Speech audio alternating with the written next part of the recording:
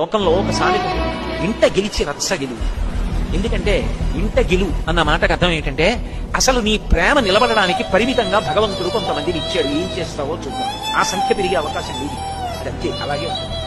ఒక తల్లి కడుపులోంచి వచ్చాం అన్నవాళ్ళం కొంతమందిమే ఉంటాం. ఇంకా ఆ సంఖ్య పెరగదు. బంధువులు పెరుగుతారేమో, స్నేహితులు పెరుగుతారేమో. అమ్మ కడుపులోంచి వచ్చిన వాళ్ళం అన్న అపురూపమైనటువంటి అనుబంధం మాత్రం అంతే, అంతవరకే మిగులుతుంది. అంతకి దాటి ఇక మిగలదు. ఏదో అమ్మ కడుపున ఉన్న వాళ్ళం నలుగురం ఉన్నాం అనుకోండి, నాకు 50 ఏళ్ళు వచ్చినా నలుగురమే, 60 ఏళ్ళు వచ్చినా నలుగురమే, 70 ఏళ్ళు వచ్చినా నలుగురమే, 90 ఏళ్ళు వచ్చినా నలుగురమే. ఎప్పటికీ మేము నలుగురమే ఉంటాం. దేశే దేశే కళత్రాన్ని దేశే దేశే చ బాంధవాః తంతు దేశం నపశ్యామి యత్ర భ్రాత సహోదరః అంటాడు రామాయణంలో రామచంద్ర ప్రభు. ఎక్కడికో వెళ్ళినా పెళ్ళవుతుంది, భార్య దొరుకుతుంది. ఎక్కడికి వెళ్ళినా బంధువులు దొరుకుతారు. ఎందుకనంటే కాబట్టి బంధువులు దొరుకుతారు, స్నేహితులు దొరుకుతారు, తోడపుట్టినవాళ్ళు. అమ్మ కడుపులోంచి మేము నలుగురం కలిసి వచ్చాం అన్నవాళ్ళు ఇంకంతే, వాళ్లే ఉంటారు. అది అపురూపమైనటువంటి అనుబంధం.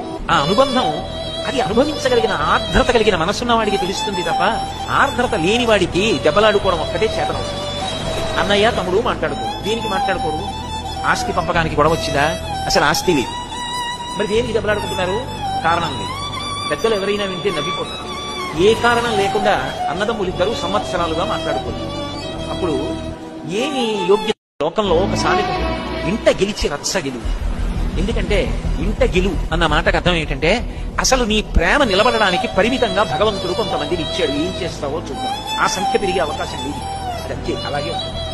ఒక తల్లి కడుపులోంచి వచ్చాం అన్నవాళ్ళం కొంతమందిమే ఉంటాం. ఇంకా ఆ సంఖ్య పెరగదు. బంధువులు పెరుగుతారేమో, స్నేహితులు పెరుగుతారేమో. అమ్మ కడుపులోంచి వచ్చిన వాళ్ళం అన్న అపురూపమైనటువంటి అనుబంధం మాత్రం అంతే, అంతవరకే మిగులుతుంది. అంతకి దాటి ఇక మిగలదు. ఏదో అమ్మ కడుపున ఉన్న వాళ్ళం నలుగురం ఉన్నాం అనుకోండి, నాకు 50 ఏళ్ళు వచ్చినా నలుగురమే, 60 ఏళ్ళు వచ్చినా నలుగురమే, 70 ఏళ్ళు వచ్చినా నలుగురమే, 90 ఏళ్ళు వచ్చినా నలుగురమే. ఎప్పటికీ మేము నలుగురమే ఉంటాం.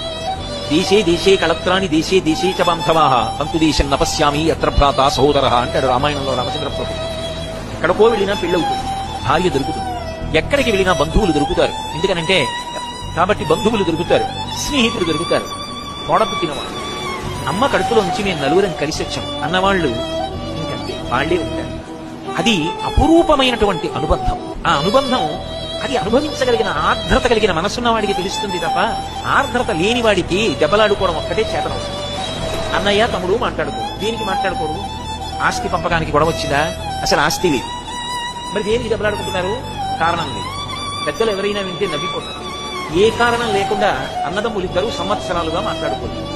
అప్పుడు ఏమి యోగ్యత?